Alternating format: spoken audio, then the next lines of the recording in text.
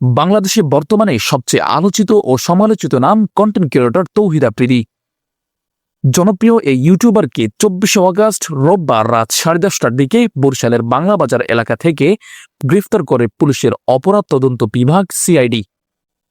তাকে গ্রেফতারের মূল কারণ হল গত বছরের জুলাই মাসে বৈষম্য বিরোধী ছাত্র আন্দোলনের সময় রাজধানীর যাত্রাবাড়ী থানায় দায়ের হওয়া হত্যা মামলা।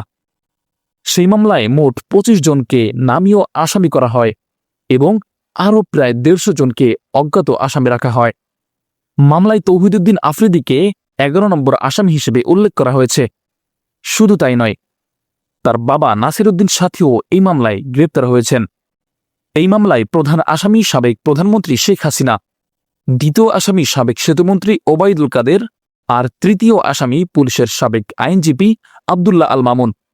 বর্তমানে তৌহিদ আফ্রিদিকে ঢাকায় এনে 7 দিনের রিমান্ড চাওয়া হয়েছে আর মামলার তদন্ত অব্যাহত আছে। তবে গ্রেফতারের পর থেকেই সামাজিক মাধ্যমে শুরু হয়েছে ব্যাপক আলোচনা সমালোচনা।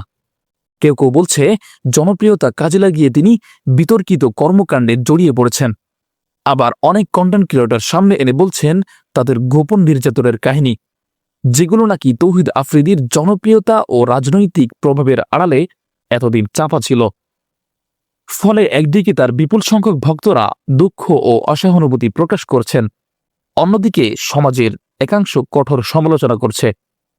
সব মিলিয়ে তৌহিদ আফ্রিদি এখন শুধু একজন কন্টেন্ট ক্রিয়েটর নন, বরং ব্যক্তিগত, সামাজিক ও রাজনৈতিকভাবে একটি বিতর্কিত চরিত্র, যার বিচার প্রক্রিয়া এখনও চলমান।